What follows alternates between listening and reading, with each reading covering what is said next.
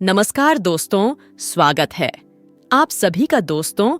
कामिका एकादशी का हिंदू सनातन धर्म में बहुत अधिक महत्व है। यह दिन भगवान विष्णु की पूजा के लिए समर्पित है और यह एकादशी भगवान शिव को समर्पित सावन के महीने में आती है, इसलिए इसका महत्व और ज्यादा होता है और श्रावण माह भगवान शिव के भक्तों के लिए विशेष है। इससे भगवान विष्णु के साथ साथ महादेव की कृपा भी प्राप्त होती है। यह एकादशी चतुर्मास के दौरान पड़ने वाली पहली एकादशी भी है। इस्कॉन भक्त दुनिया भर में इस कामिका एकादशी को मनाते हैं। स्कंद पुराण में वर्णन मिलता है कि सावन महीने के कृष्ण पक्ष में पड़ने वाली एकादशी पर व्रत पूजा और दान करने से जाने अनजाने में हुए पाप खत्म हो जाते हैं। जानबूझकर दोबारा कोई पाप या अनादर नहीं होगा। ऐसा संकल्प भगवान विष्णु के सामने लेने पर ही इसका फल मिलता है और यह व्रत साल की सभी एकादशी में खास माना गया है। प्रिय भक्त गणों, आज की इस वीडियो में हम सावन माह के कृष्ण पक्ष की कामिका एकादशी के विषय में बात करेंगे। आज हम आपका संशय दूर करेंगे कि आपको कामिका एकादशी व्रत कब रखना है, 30 जुलाई या फिर 31 जुलाई को। लेकिन वीडियो को पूरा देखिएगा, तभी आपका संशय दूर होगा। तो आज की वीडियो में हम जानेंगे कि कामिका एकादशी इतनी महत्वपूर्ण क्यों है, इसका महत्व, कामिका एकादशी व्रत का पारण कब करें और किस चीज से करें। एकादशी और द्वादशी तिथि कब से कब तक है, पूजा का शुभ समय क्या है, राहुकाल का समय क्या है, हरिवासर कब से कब तक है, एकादशी व्रत के नियम तथा महिलाएं पीरियड्स से हो तो व्रत के नियमों का पालन कैसे करें। सारी बातें आज की इस वीडियो में सभी जानकारी आपको मिलेगी, तो आप अंत तक वीडियो में बने रहे।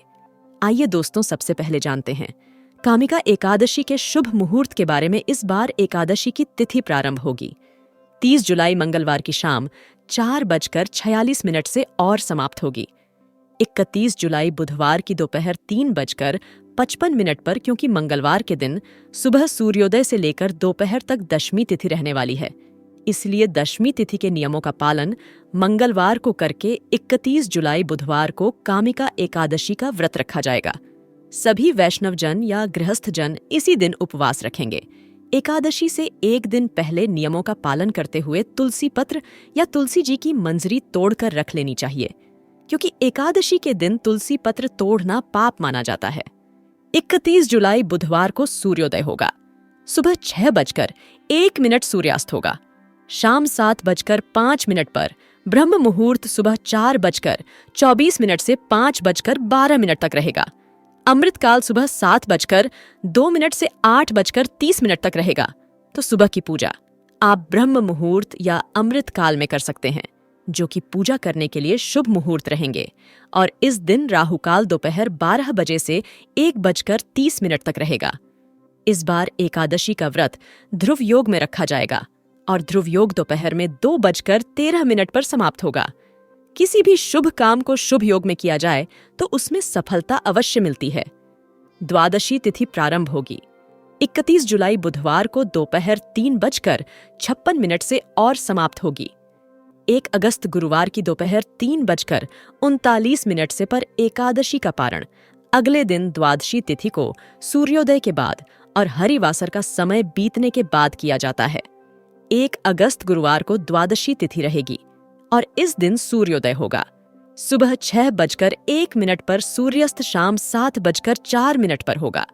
ब्रह्म मुहूर्त सुबह 4:25 से 5:13 तक रहेगा और अभिजीत मुहूर्त दोपहर 12:07 से 12:59 तक रहेगा। इस दिन राहुकाल दोपहर 1:30 से 3 बजे तक रहेगा। ध्यान रखें कि जो द्वादशी तिथि में व्रत का पारणा करने से पहले आप पूजा करते हैं, वह ब्रह्म मुहूर्त में कर सकते हैं, क्योंकि निर्धारित समय में आपको व्रत का पारणा करना होता है।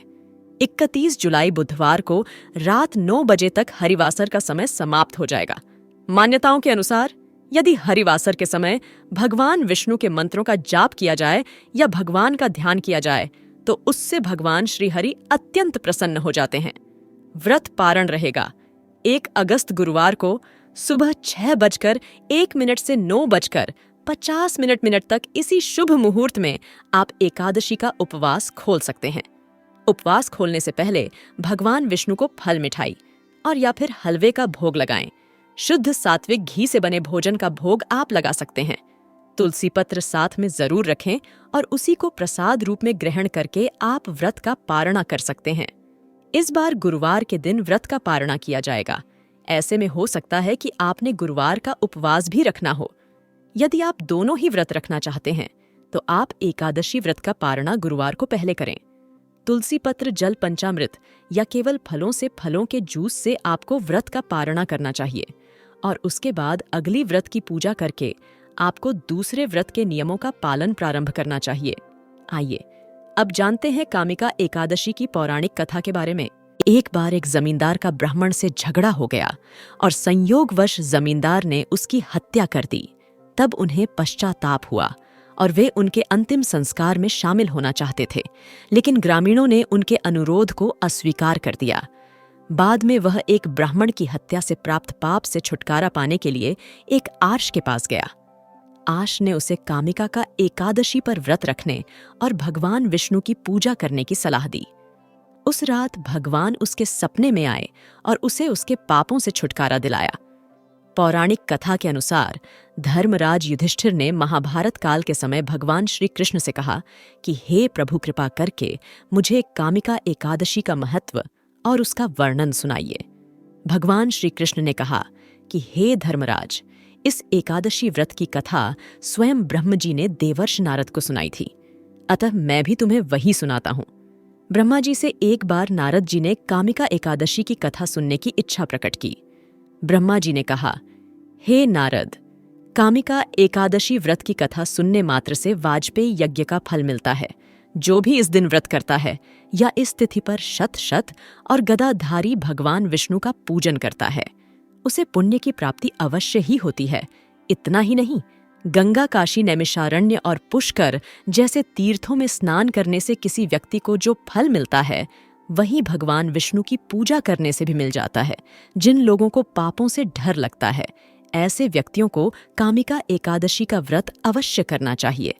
कामिका एकादशी का व्रत करने वाले भक्तों को कुयोनि में जन्म नहीं लेना पड़ता। ऐसा भगवान ने कहा है।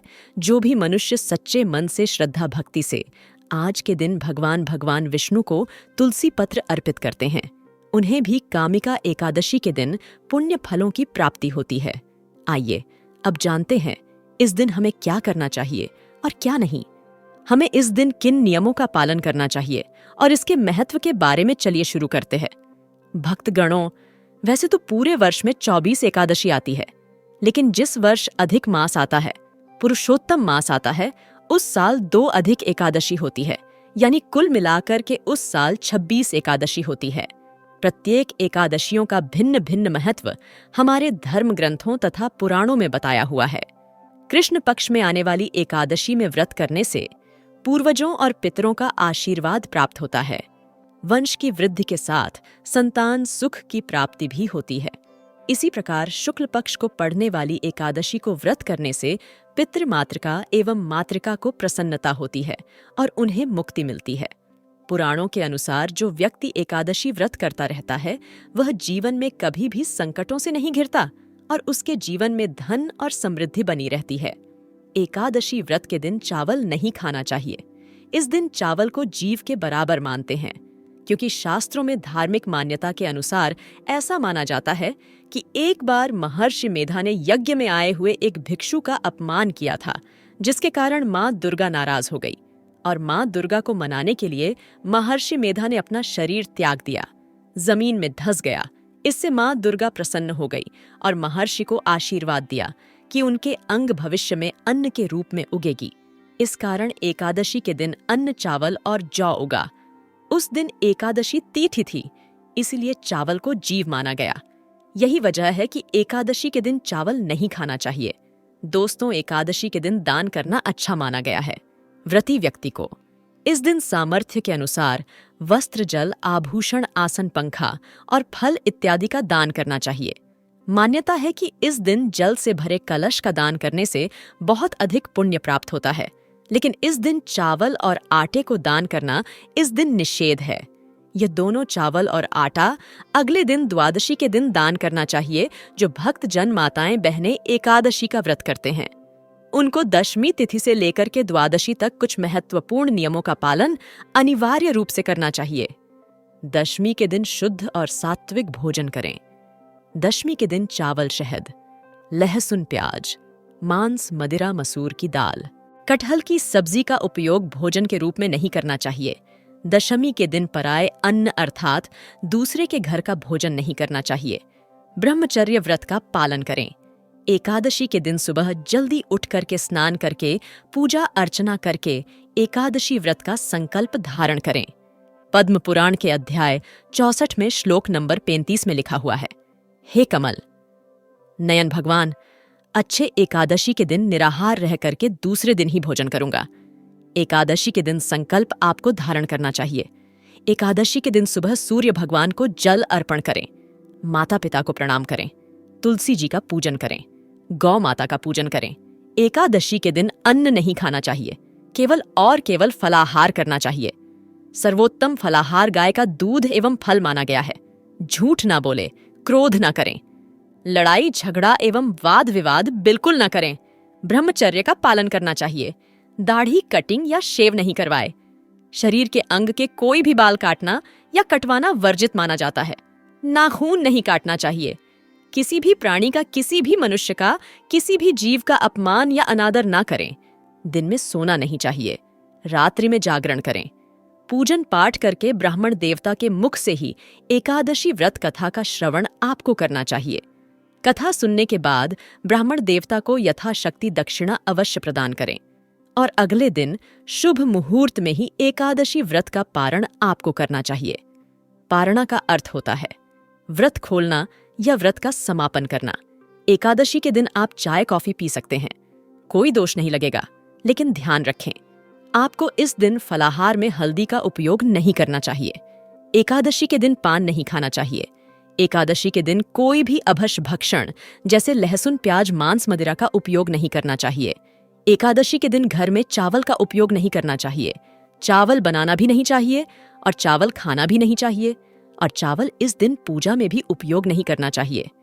एकादशी के दिन यदि आपके घर परिवार में जन्म अथवा मृत्यु का सूतक लग जाता है तो ऐसी परिस्थिति में आप एकादशी व्रत तो अवश्य करें।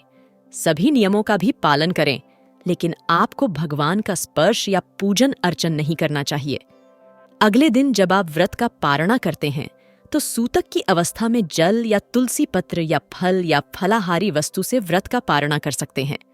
यदि आप यात्रा में है या कहीं बाहर है और पूजा पाठ या पारणा की व्यवस्था नहीं हो पा रही है तो आंख बंद करके मानसिक रूप से मन में सभी वस्तु का, सभी विधि का ध्यान करते हुए यदि आप एकादशी व्रत करेंगे तो आपको एकादशी पूजा का व्रत का पूरा पुण्य प्राप्त होगा, क्योंकि हमारे धर्म ग्रंथों और पुराणों में मानसिक पूजा का भी विधान बताया गया है। और इसी तरह यदि कोई माताएं बहनें मासिक धर्म पीरियड्स की अवस्था में रहती है तो ऐसी अवस्था में भी उनको व्रत करना चाहिए। व्रत के नियमों का भी पालन करना चाहिए, लेकिन उनको भगवान का स्पर्श या पूजन अर्चन नहीं करना चाहिए। साथ ही जो माताएं बहनें गर्भावस्था में हैं, गर्भवती है, तो उनको अपने बालक का, अपने शिशु का, गर्भस्थ बच्चे का ध्यान रखते हुए ही एकादशी व्रत करना चाहिए। अच्छी प्रकार से फलाहार करके वह व्रत कर सकती है, लेकिन कोई भी इस दिन गलत काम ना करें। किसी भी प्रकार का पाप कर्म बिल्कुल ना करें। सभी तरह से आपको अच्छे मन से, पवित्र अवस्था से एकादशी व्रत का नियम विधि विधान से पालन करके ही करना चाहिए। अगर जाने अनजाने में आपसे कोई त्रुटि हो जाती है, गलती हो जाती है, तो प्रभु से आप क्षमा याचना अवश्य कर लीजिएगा। प्रभुत्व कृपा निदान हे दयालु है, आपको क्षमादान अवश्य ही प्रदान करेंगे। यदि आज की वीडियो की जानकारी अच्छी लगी हो तो वीडियो को लाइक अवश्य कर दें। मिलते हैं आपसे अगली वीडियो में, तब तक के लिए धन्यवाद। जय श्री राम। हर हर महादेव।